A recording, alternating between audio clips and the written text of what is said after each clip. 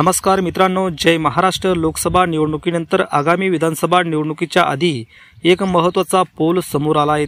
या पोलनुसार महाराष्ट्रात आगामी विधानसभा निवडणुकीनंतर सत्तांतर अटळ आहेत. महाराष्ट्रात आगामी काळात महाविकास आघाडीचं सरकार स्थापन होण्याची शक्यता आहे. TV9 मराठा पोलनुसार महाराष्ट्रात आगामी विधानसभा निवडणुकीत महाविकास आघाडीला तब्बल 158 जागांवर यश मिळण्याची शक्यता आहे, तर महायुतीला केवळ 127 जागांवर समाधान मानावं लागण्याची शक्यता आहे. विशेष म्हणजे आगामी लोकसभा निवडणुकीत महायुतीच्या दिग्गजांना धक्का बसणार आहेत. अनेक हजारो मतांनी पिछाडीवर राहण्याची शक्यता आहे. यामध्ये राष्ट्रवादी काँग्रेसचे छगन भुजबळ, शिवसेनेचे तानाजी सावंत, उदय सामंत, भाजपचे सुधीर मुनगंटीवार, हरिभाऊ बागडे अशा अनेक नेत्यांना बसण्याची शक्यता आहे.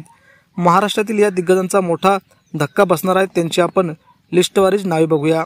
पोलनुसार शिवसेना आमदार अब्दुल सत्तार हे सिल्लोड मतदारसंघातून 27,759 मतांनी पिछाडीवर जाण्याची शक्यता आहे. शिवसेना नेते तथा राज्याचे विद्यमान आरोग्यमंत्री तानाजी सावंत हे परंडा विधानसभा मतदारसंघातून तब्बल 81,177 मतांनी पिछाडीवर राहण्याची शक्यता आहे.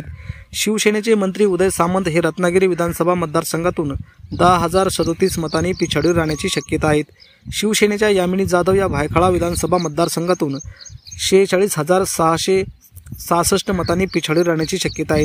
शिवसेनेचे आमदार संतोष बांगर कळमनुरी विधानसभा मतदारसंघातून 21,000 मतांनी पिछाडीवर राहण्याची शक्यता आहे. शिवसेनेचे आमदार मंगेश कुडाळकर हे कुर्ला विधानसभा मतदारसंघातून 23,659 मतांनी पिछाडीवर जाण्याची शक्यता आहे. अजित पवार गटाचे मंत्री दिलीप वळसे पाटील हे 11,368 मतांनी पिछाडीवर जाण्याची शक्यता आहे. तर अजित पवार गटाचे नेते छगन भुजबळ हे येवला विधानसभा मतदारसंघातून 13,205 मतांनी पिछाडीवर जाण्याची शक्यता आहे.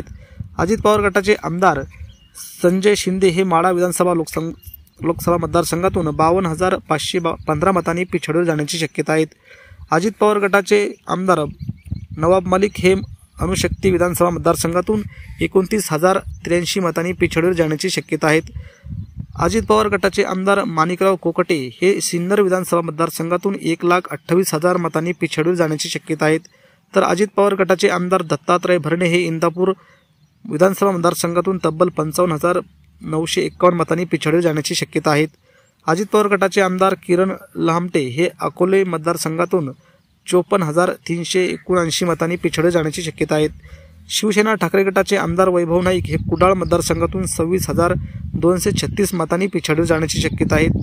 तर शिवसेना ठाकरे गटाच्या ऋतुजा लटके या अंधेरी पूर्व मतदारसंघातून 10,118 मतांनी पिछाडीवर जाण्याची शक्यता आहे. शिवसेना ठाकरे गटाचे आमदार उदयसिंग राजपूत हे कन्नड विधानसभा मतदारसंघातून 31,104 मतांनी पिछाडीवर जाण्याची शक्यता आहे. तर काँग्रेसचे आमदार रवींद्र धंगेकर हे कसबा विधानसभा मतदारसंघातून 14,483 मतांनी पिछाडीवर जाण्याची शक्यता आहे.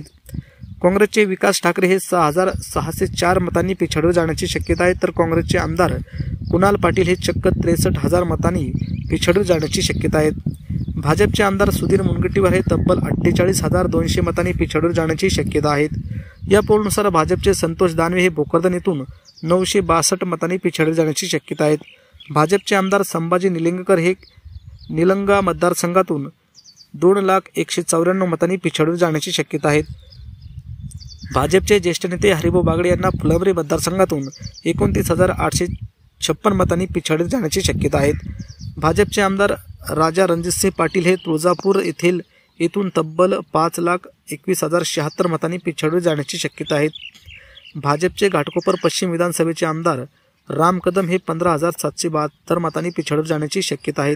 तर भाजपचे बबनराव लोणीकर हे परतूर येथे 25,344 मतांनी पिछाडीवर जाण्याची शक्यता आहे. मित्रांनो, हा TV9 एक सर्वेचा एक्झिट पोल होता. यानुसार वरील आमदार हे पिछाडीवर जाण्याची शक्यता आहे. याबद्दल आपल्याला काय वाटतं एक्झिट पोलवर? आपल्या प्रतिक्रिया नक्की कमेंट बॉक्समध्ये व्यक्त करा. धन्यवाद. जय महाराष्ट्र.